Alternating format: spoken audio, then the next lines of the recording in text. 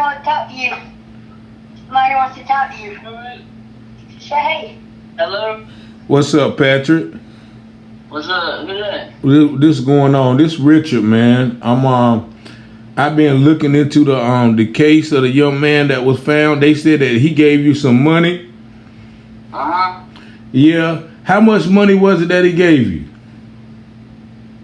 $228. $220. Where he give it to you at? Right here at Walmart now. I was just flying the sign like I always do. Oh, you were flying the sign? Yeah. Oh, okay. So he stopped in the middle of the street and gave it to you? Uh-huh. Oh, okay. So how did the police know he gave it to you? I had no idea. I guess I don't know if it's... All right, what's going on, ladies and gentlemen? There you hear the much maligned homeless man, Mr. Patrick West, in his description of how the police got his information. Now, I was fortunate enough to have a conversation with him. I'm going to play the whole, I think it's a 10-minute conversation with him. And you're going to see, how he doesn't really explain how he came into the situation. And if you listen at the end of the call, he almost gonna incriminate himself. Now, I was talking to a young lady called me and she said, well, I see Patrick West right here. And she said, and of course I said, okay, go give him the phone. Go let him know I want to talk to him. So she fought through the traffic. Evidently, he was at the space where you see him right there on the screen, out, as he said, flying the sign. And so we had a conversation, and I think this conversation is going to be very introspective to all of us who's been following the case of Javion Magee. Of course, Mr. Patrick West is the one who supposedly received $228 from Javion Magee as he exited the Walmart on Cooper Road, if I'm not mistaken. So without further ado, I'm going to play the interview. I'm going to try to not stop it throughout, but sometimes I can't help myself because I want to point out a couple of things to you. But I think this is very, very interesting on how this young man is going to speak. He almost sounds exactly like he was doing that interview. But without further ado, remember to like, share, and if you have not already done so, subscribe to the video so we can continue to get this information out. I want to thank everybody who supports the channel, shares the channel, calls in, and also, once again, most importantly, I want to give all praise and honor to the Most High God, because without him, we wouldn't be here today. Stay tuned. From local stories to Wayne County news, get ready to dive into everything happening in North Carolina with Taylor House Publishing. Got a story to share? Shoot us an email at taylorpublishinghouse@gmail.com. If you're looking to publish your book or need some top-notch mentorship, we've got your back. Join the excitement with the one and only Richard Taylor, right here at Taylor House Publishing. Speak with Richard directly at 919-587-7782. Don't forget to smash that like button, hit subscribe, and invite your family and friends to watch. From Wayne County to the Carolina coast, Taylor House brings the news you love most. Tune in on YouTube, don't miss a beat. Local stories that keep you on your feet. Taylor House, we got the school. Taylor House Publishing.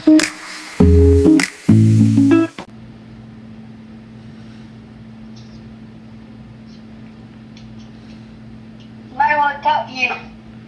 Somebody wants to talk to you. Say hey. Hello? What's up, Patrick? What's up? Who's that? This going on. This Richard, man. I've been looking into the case of the young man that was found. They said that he gave you some money. Uh-huh. Yeah. How much money was it that he gave you?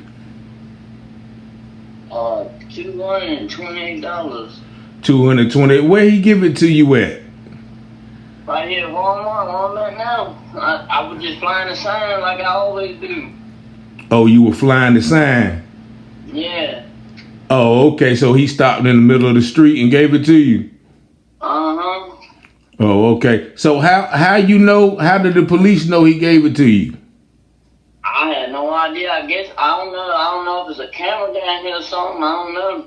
So you don't know how to. So how did you know that he was dead?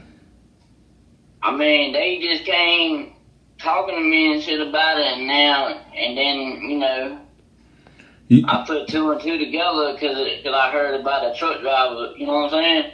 Oh, okay. You said they came and talked to you first, though, so they stopped you and was like, "Did you hear about the truck driver that died?" Uh-huh. All right, so let me just stop it right there real quick. You see, when I first asked him how much money did he give you, he hesitated. There was a long pause, and he said $228, right? And then when I asked him, how did the police know he received the money? He says, I have no idea. I have no idea. Then I said, okay, well, how did you figure out that the truck driver was dead? Javion was dead. I don't know. The only thing I know is the police came up here and started talking to me about it. And, I put two and two together, and that obviously does not make sense. He's really, I kind of caught him off guard with the questions, but I think everybody can tell that those answers are, off the cuff. But let me continue. I'm gonna try not to stop it that much. And then, so when they said the truck driver that died, you the one, you just told him that he gave you the money, or did they already know he gave you the money? I guess they did because they came down here and asked me, did the truck driver give me some money? And I told them, yeah. Oh, so they already knew he gave you some money? Mm-hmm. Oh, okay. About what time was it, you think? It was like,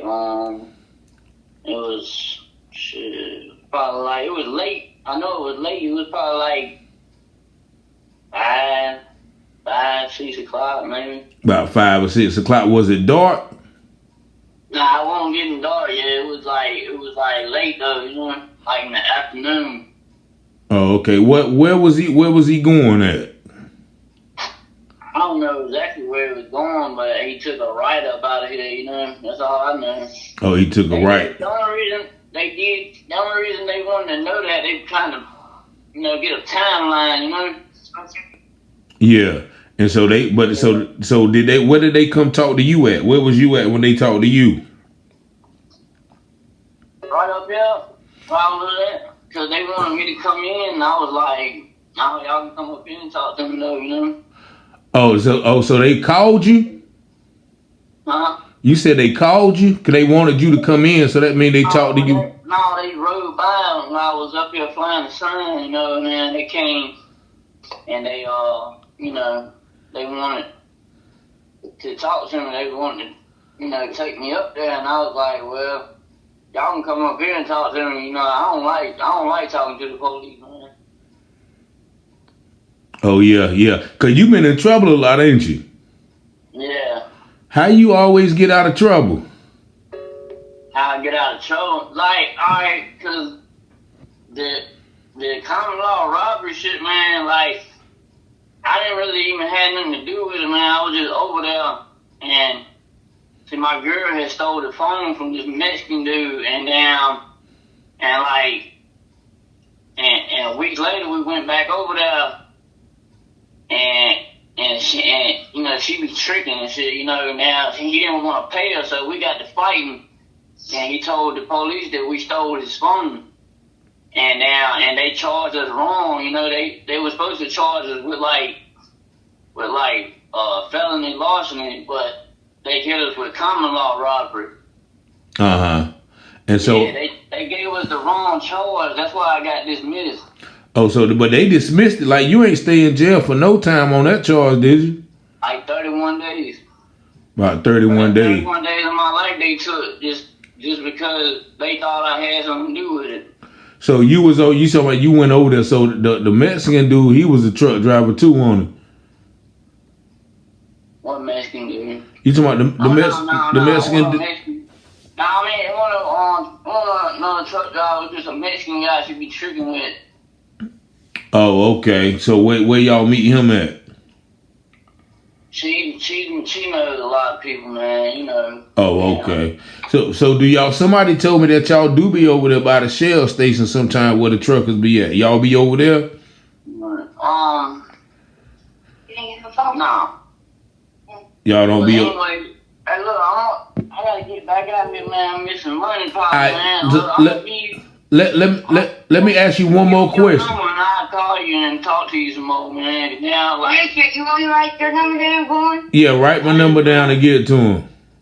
like, All I'm right. gonna be honest with you, man. Staring all this shit up, man. Like, and people, What? you know, and people gonna think shit. You know what I'm saying? That I don't want my family getting hurt over this shit. You know what I'm saying? But what you think happened though? Cause you know that don't seem right though, right? I know it. I mean, I know it don't seem right. I wish I knew what happened. You say you But would. all I know is a man gave me some money. He gave me all the money out of his wallet. So he reached in his wallet and gave you some money. Yeah, he gave me all the money out of his wallet. Like, he just told me, he said, I don't know how much it is, but here, you can have all the money I got. And he got out of his truck and told you that. Yeah, he got out of the truck and walked up to me and gave it to me. And then and what you do? Yeah. I just took the money and he hopped back in and left. I thought he was loaded or something, you know? You thought he was loaded like with a lot of money? No, I thought he was loaded with money, you know? Oh, you thought he was loaded with money. So how did the news like? All right, wait. I got one more question, and then I'm gonna let you go. How did the news people find you?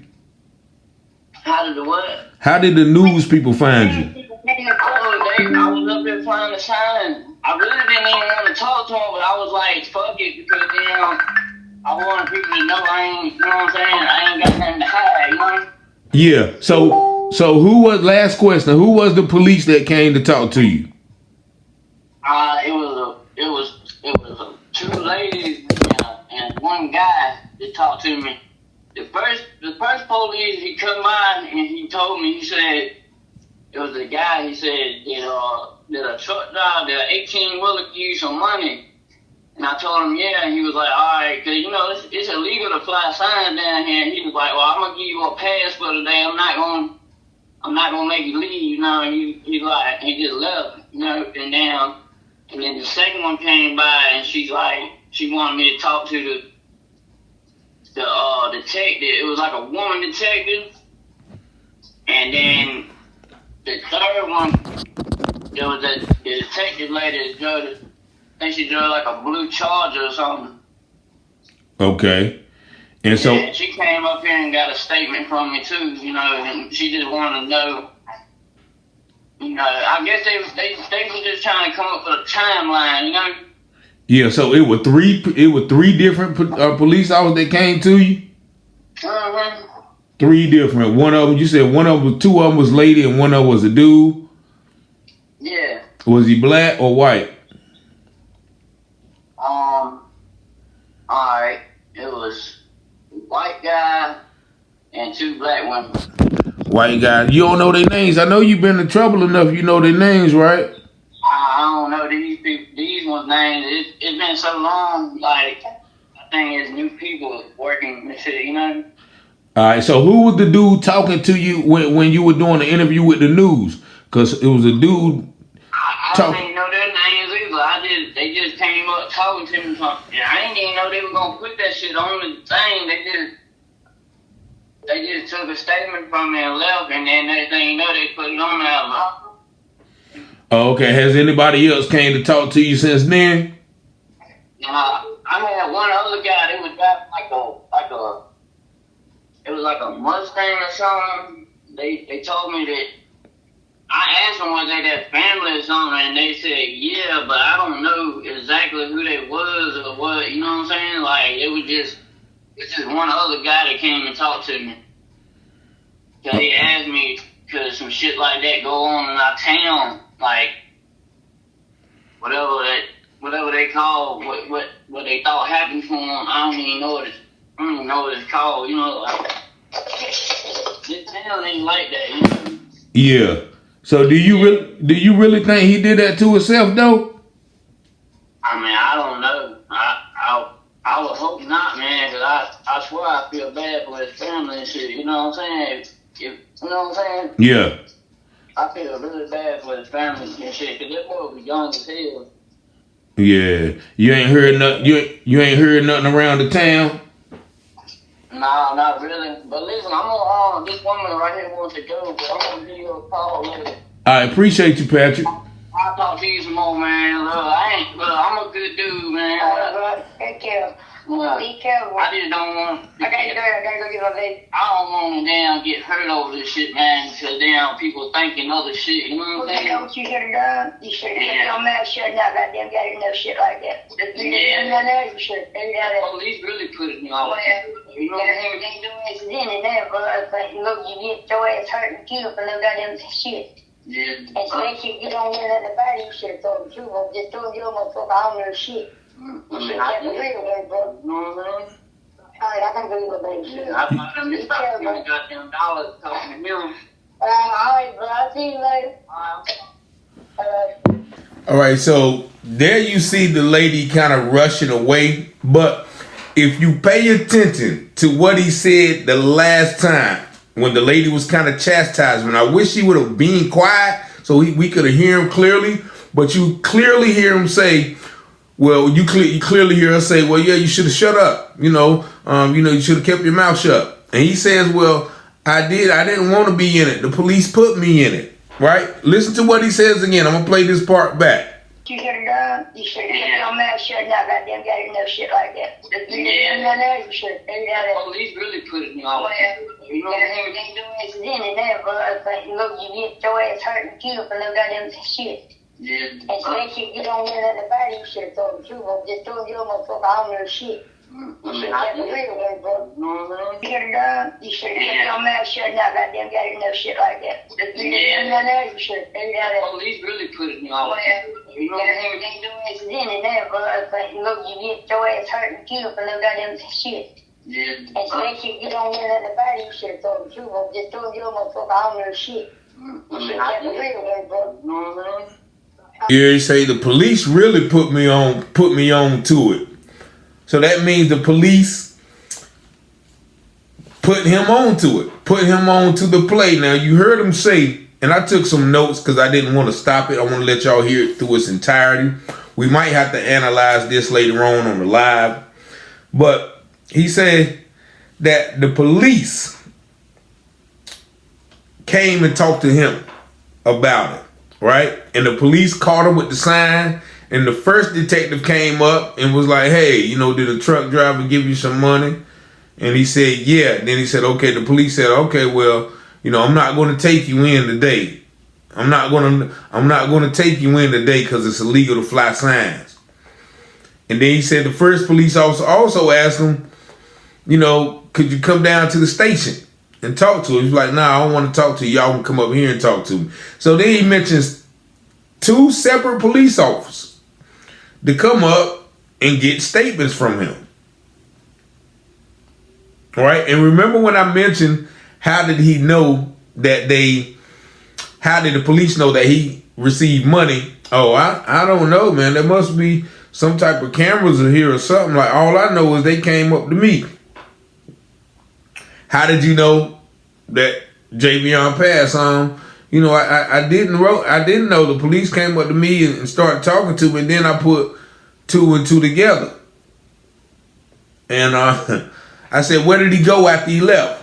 I don't know, man, but I know he made a right. So that indicates that, people are watching. He knows exactly which way he turned. Now, his next thing that he said, he reached into his wallet. He said this twice. He reached into his wallet and gave me all the money he had in his wallet. And he kept reiterating that. He said that like 2 or 3 times. He just gave me all the money he had in his wallet. But remember, as the people zoomed in from the Walmart tape, he had no money in his wallet. he had no money in his wallet. Now, the next thing that might paint Patrick as a suspect is, I thought he was loaded. I thought he had a lot of money. So that's another way that we might look into Patrick. Now, mind you, the caller yesterday said that, Patrick and his girlfriend used to set people up. And if you didn't hear that, here's the caller saying that. So let's talk about the homeless dude Patrick real quick. Oh, I know him personally. He's a piece of shit. Yeah. So what did you say about him earlier when we was talking? You told me something that he used to do. Okay, you see how this road up here on the side of the highway is? Yeah. The girl that he's with used to be a front page. Okay. They used to come up here, her and Lindsay, and mess with the truck drivers and sit in their trucks and do stuff out here in the parking lot with them. And her name is Courtney. I could probably get her to talk with you about some of that.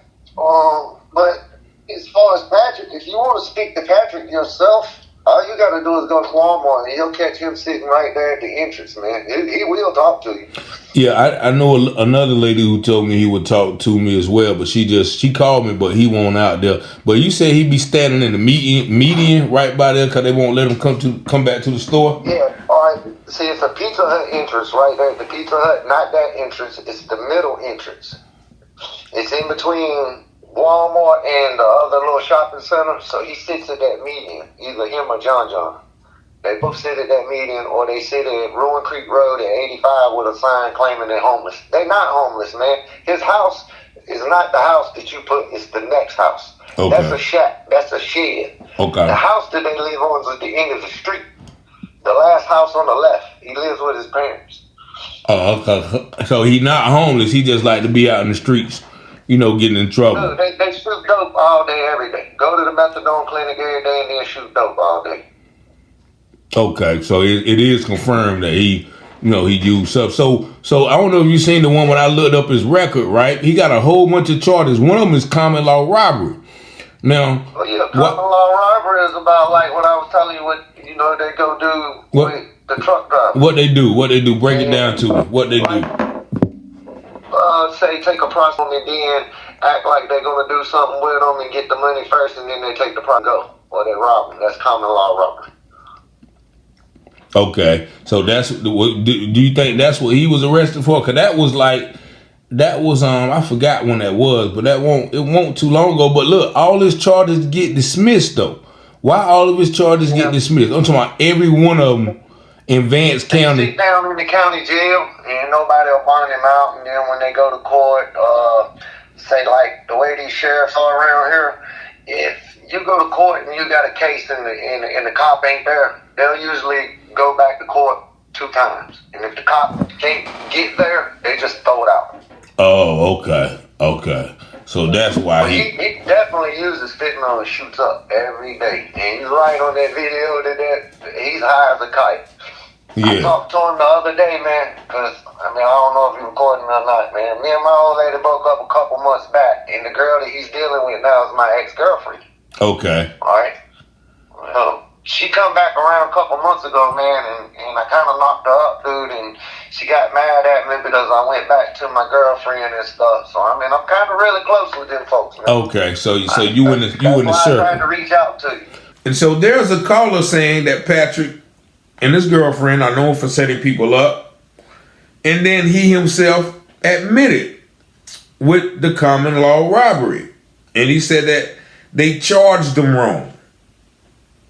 They charged them wrong.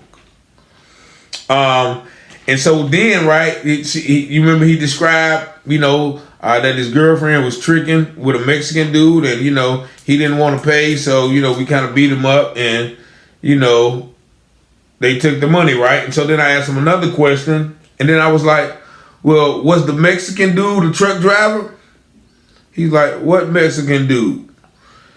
Lets me know that he's literally out of it. Like, he don't even remember what we just talked about 10 seconds earlier. But there's a lot of things in this, and I didn't want to stop it by each topic that I wanted to write down, because I wanted the video to play in its entirety so you can see the flow of the interview. But you can go back and listen and put all the inconsistencies in the comment so we can kind of break this down. I may do a live about it later on tonight. But Patrick West sort of told on himself at the end. If you didn't hear the lady scolding him, look, you should have kept your mouth shut. If you'd have kept your mouth shut, you would have never been into it. And you can clearly hear him say, look, I didn't want to be in it. Police put me in it. Rewind the tape. I played it twice. But there's a lot of red flags in this. Once again, I asked them, how did they know that he gave Javion the suspected $228? Now, when I first asked him how much it was, he hesitated as if he had to remember. Somebody gave you that much amount of money, you're going to have that right off top. So it seems that even with the news, right, I don't know who they was. They just came up talking to me. Who was the guy who was talking in the background? I don't know who that was neither. And so this is getting more and more suspect as the days go on. The star witness literally just said, I didn't want to be in it. The police put me in it. And so this leads me to believe, once again, he was coached. He said 3 different police officers came up to him. One of them said they was not going to take him in.